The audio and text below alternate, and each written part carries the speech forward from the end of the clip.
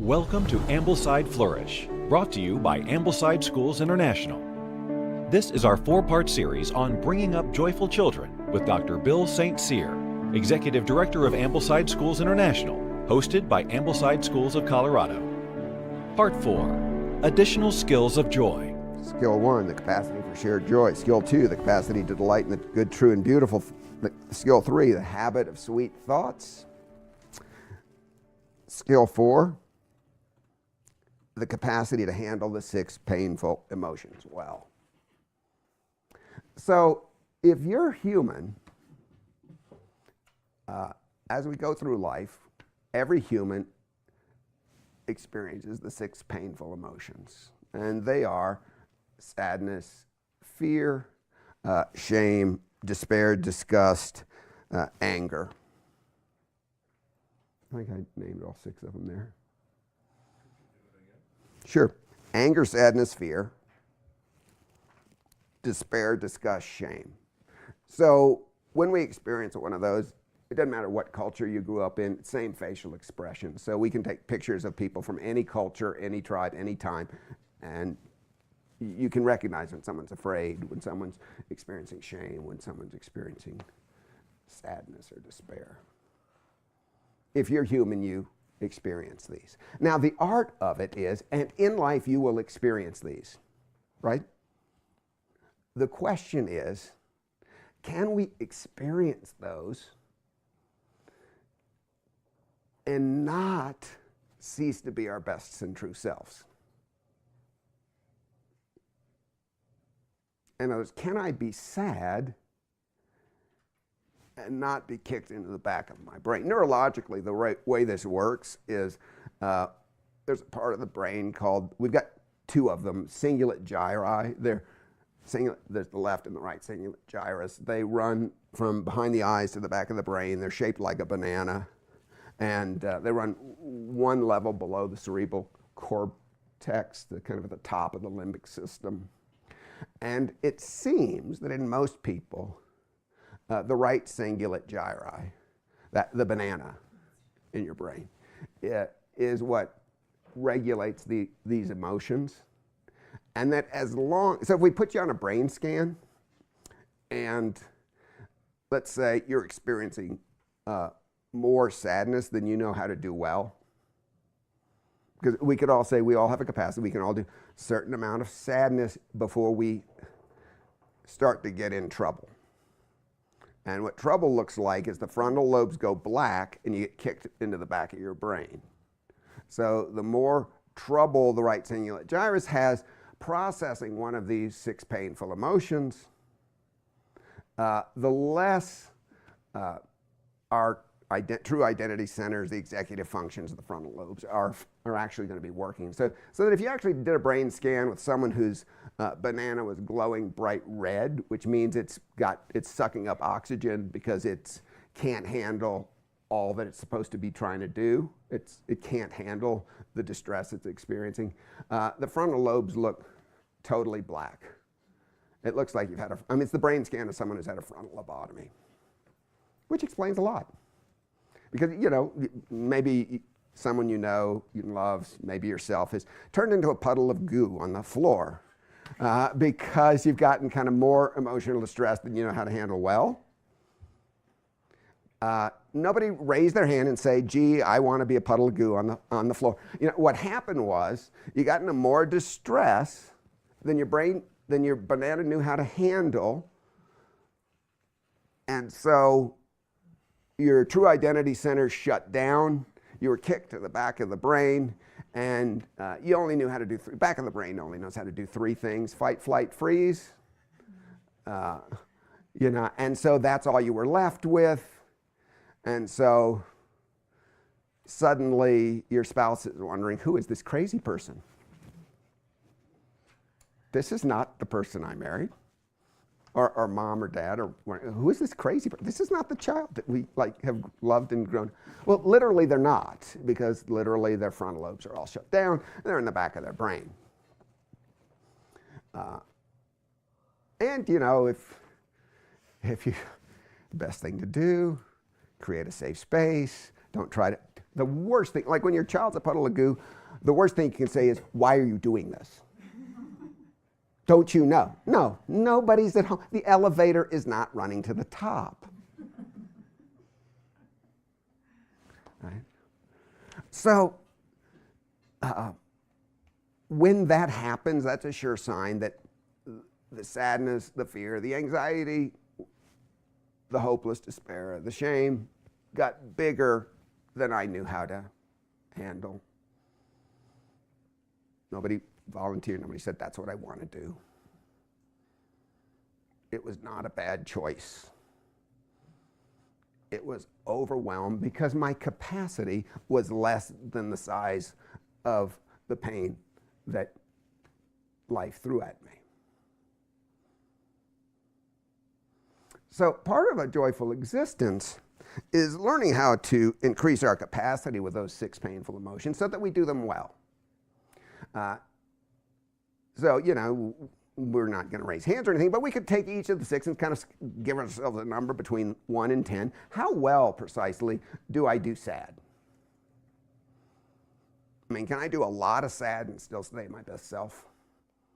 Still stay relational?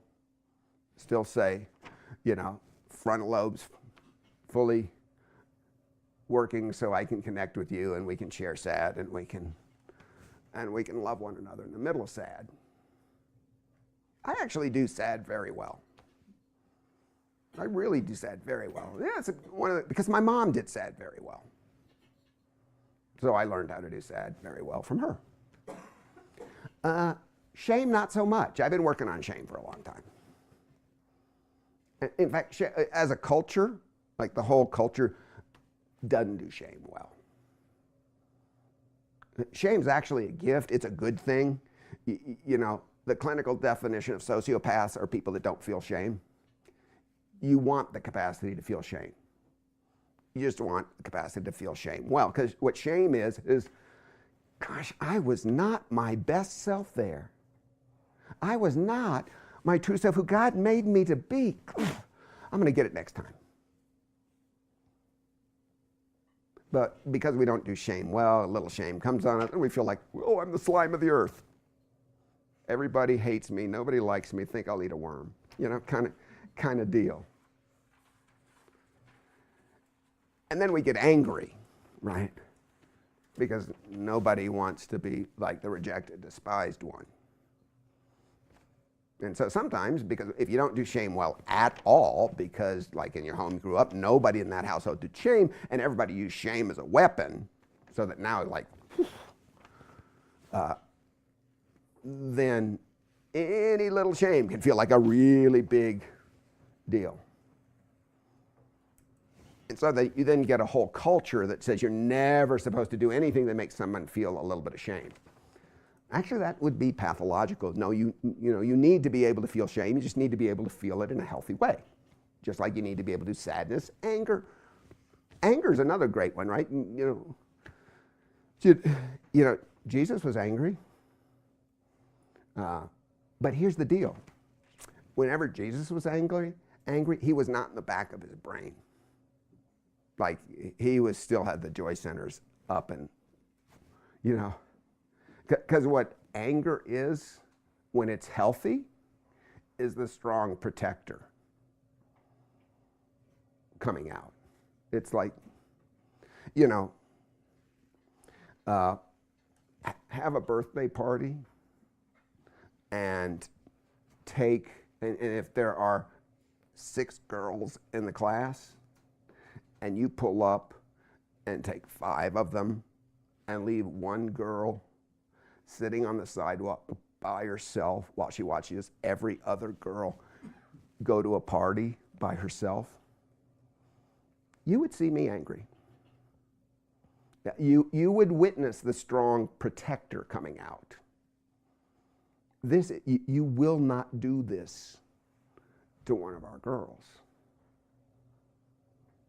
See, that's what Jesus is doing when he's angry. It's the strong protector coming out. It's not that he's been kicked in the back of his brain and he can't handle it and he's on the board, or, you know, and he's melting down.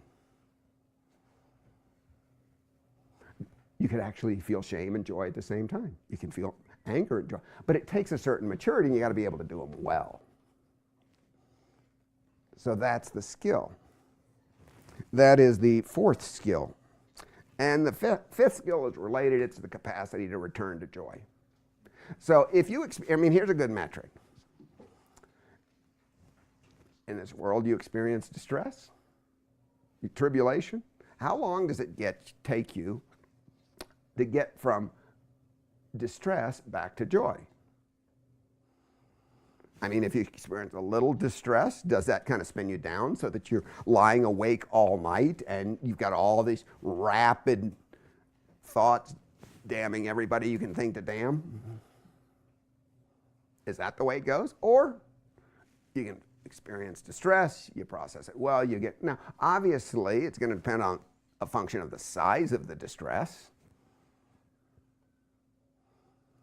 but ideally our capacity to experience larger and larger amounts of distress and get back to joy relatively quickly is growing. And we're building that into our children. I mean, wouldn't it be nice if our sons and daughters, our students, could step into a situation in which they experienced a lot of distress and rather quickly got back to joy, peace? I mean, perhaps you know some people that can do that well.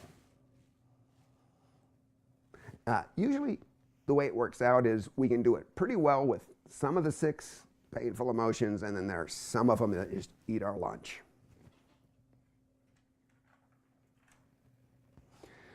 Well, you know, how do we bring up our children to be joyful? It helps to have a real clear idea of what we're shooting at. So what do we have to do? Well, we've got to build belonging, right?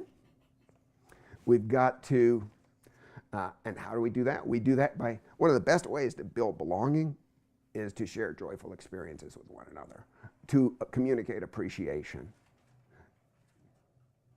to look in each other's face and go bright. I mean, when's the last time you looked at your child, your teenager, looked at them in the face and went bright-faced with them? That should be happening every day. You know, that should be happening with our teachers every day with every student. Multiple times. They should be looking in their faces and going bright-faced with them. We should be communicating appreciation to our children and teaching them to communicate appreciation. What are you grateful for? I mean, that's actually a lovely question to ask around the dinner table. And now here's a key thing. When I ask that question, I'm not asking what is the list that you could kind of go check, check, check, right answer. Now, what is it that you can remember that when you think about it, it brings a smile to your face? That's what you appreciate. And I sure hope that there are a whole lot of things in your memory bank that when you pause and you go back and you think about them and you really remember them, it kind of brings a smile to your face. And if we could get our children to be practicing doing that and asking them about that, I mean, it could be an orange. It doesn't have, and the bigger events, the Disneyland things, usually don't accomplish that. I mean, they get the thrill centers of the brain, but they tend not to get the deep satisfaction centers of the brain. So, you know, the 8-year-old might, you know, what might bring a smile to her face? Remembering walking hand in hand with Dad down the path. That's much more likely to accomplish deep satisfaction than riding the log ride in, you know, some water park. Different parts of the brain you're going after there. Thrill centers versus deep satisfaction centers. And we've been sold a bill of goods. We spend too much time trying to hit the thrill centers of the brain and not the deep satisfaction centers of the brain. So we need to kind of build in our homes the kinds of things that are deep satisfactions. Got to build security, which means we got to tone down the anxiety. I mean, it's, if a child comes home and dad asks this question, how'd it go in the school today? And son or daughter perceives in dad's face anxiety,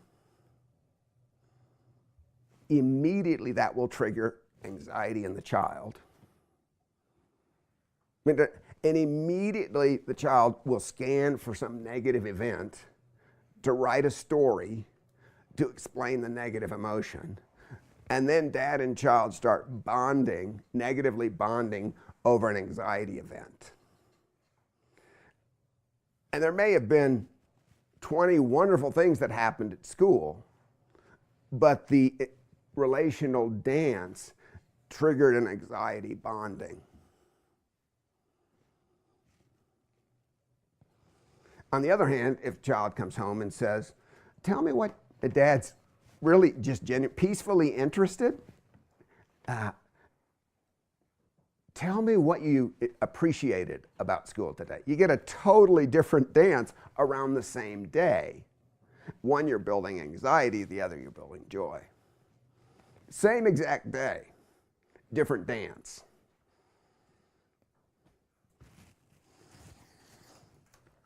Perceived security. And we have to have built-in times for real fruitful work together. That's one of the things we do at school. I mean, the children need to regularly be producers of good work because that's part of who we're made to be. And we need to be facilitating that at home. And then we have to build the skills. Capacity for shared joy. We do that by actually engaging and sharing joy. Every time you engage and share joy with your child, you're building their capacity at it. Every time you engage in an anxiety bond with your child, you're building their capacity for that because you're running over certain neural networks and strengthening those networks. And fundamental law of neuroscience, Hebb's law, neurons that fire together wire together. So the more firing and wiring of anxious neural networks, the more hardwired they become. The more firing and wiring of joy-based networks, the more those get hardwired.